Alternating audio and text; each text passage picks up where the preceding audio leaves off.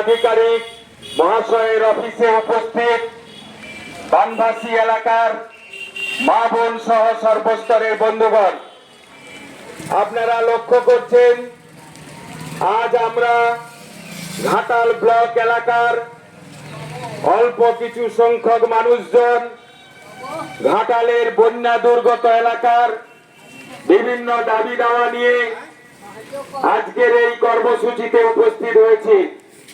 আমরা গত কয়েকদিন আগেই ব্লক উন্নয়ন আধিকারিককে একটি চিঠির মাধ্যমে জানিয়েছিলাম 26শে সেপ্টেম্বর মহামানব বিদ্যাসাগর মহাশয়ের জন্মদিনে আমরা ঘাটাল বিডিও অফিসে বানভাসী এলাকার মানুষজনেরা আসব, বানভাসী এলাকার মানুষজনদের দাবি দাওয়া নিয়ে কথা বলতে আসব।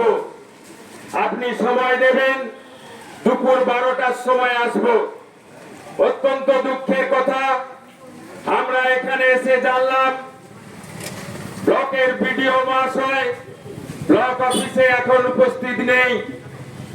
ব্লকের জয়েন্ট বিডিও মহাশয় তিনি অল্পক্ষণ পরে উপস্থিত হবেন, আমাদের সাথে কথা বলবেন। তা যাই হোক, আমরা ঘাটাল মাস্টার প্ল্যান রূপায়ণ সংগ্রাম কমিটির পক্ষ থেকে যতক্ষণ না জয়েন্ট বিডিও মহাশয় উপস্থিত হচ্ছেন ততক্ষণ পর্যন্ত আমরা ওনার অফিসের গেটে বিক্ষোভ প্রদর্শন করব। এরপর উনি এলে আমরা ওনার সাথে দেখা করে আমাদের দাবিপত্র দেব। আপনারা সবাই জানেন বহু প্রতীক্ষিত 2 মেদিনীপুর জেলার ফি বছরের বন্যা রুখতে 13টি ব্লকের প্রায় 20 লক্ষাধিক মানুষকে বাৎসরিক বন্যার হাত থেকে মুক্তি দিতে তৈরি হয়েছিল ঘাটাল মাস্টার প্ল্যান। সেই ঘাটাল মাস্টার প্ল্যান সেই ঘাটাল মাস্টার প্ল্যানের ভিত্তিপ্রস্তর স্থাপন হয়েছিল 1982 সালে শিলাবতী নদীর পাড়ে বামফ্রন্ট সরকারের আমলে। তারপরে এতগুলি বছর চলে যাওয়ার পরও আপনারা লক্ষ্য করছেন কেন্দ্রের সরকার, রাজ্যের সরকারে বিভিন্ন রাজনৈতিক দলের পট পরিবর্তন হলেও আজও মাস্টার প্ল্যান দিনের আলো দেখেনি।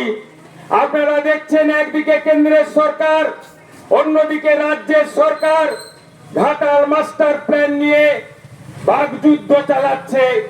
এই ভোটের মধ্যেও সেই বাকযুদ্ধ থামছে না।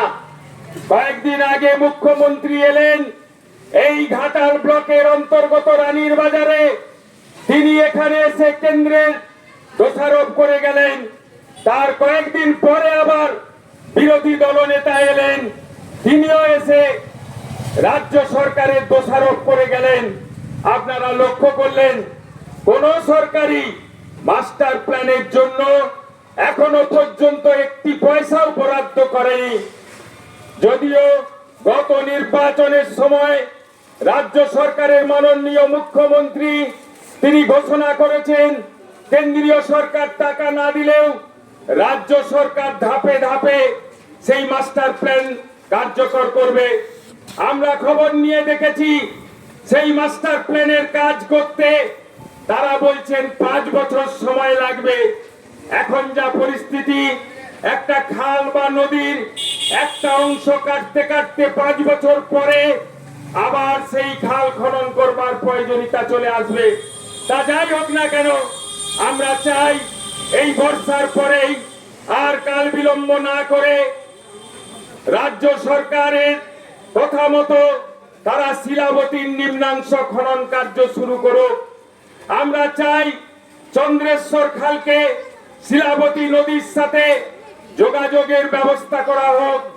আমরা চাই শিলাবতী নদীর জলের চাপ কমাতে কংসাবতীর সাথে আরো নিচুর দিকে একটি অংশে সংযোগ করলে বন্যার সময়কার অতিরিক্ত জল শিলাবতী এবং কংসাবতী দিয়ে খানিকটা বেরিয়ে যাওয়ার স্কোপ থাকবে, এলাকার মানুষজন উপকৃত হবেন।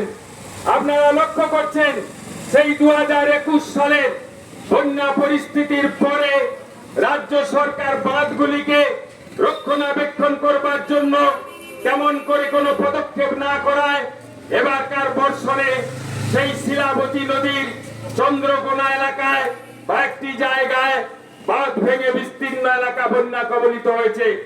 আমরা আমাদের কমিটির পক্ষ থেকে রাজ্য সরকারের মাননীয় মুখ্যমন্ত্রী নবনিযুক্ত সেচ মন্ত্রী মানস রঞ্জন ভূঁইয়াকে স্মারকলিপি দিয়ে কলকাতার জলসম্পদ ভবনে দেখা করে আমরা দাবি করেছি অতি দ্রুত মাস্টার প্ল্যানের কাজ করতে হবে। আপনারা শুনলে অবাক হয়ে যাবেন, মন্ত্রী মহোদয় আমাদের জানিয়েছেন সেচ দপ্তরের আর্থিক সংকট রয়েছে, তারা নতুন পদ্ধতিতে নদী এবং খাল খনন করবেন।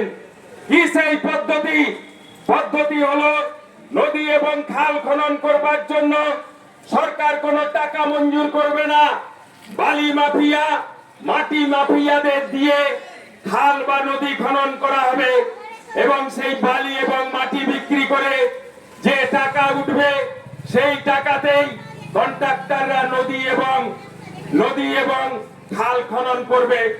আমাদের জানা নেই এই পদ্ধতিতে সঠিকভাবে নদী এবং খাল খনন করা হবে কিনা। আমরা খোঁজ নিয়ে দেখেছি এখনো পর্যন্ত রাজ্যের কোন জায়গাতে এই ধরনের কোন নদী বা খাল খনন করা হয়নি।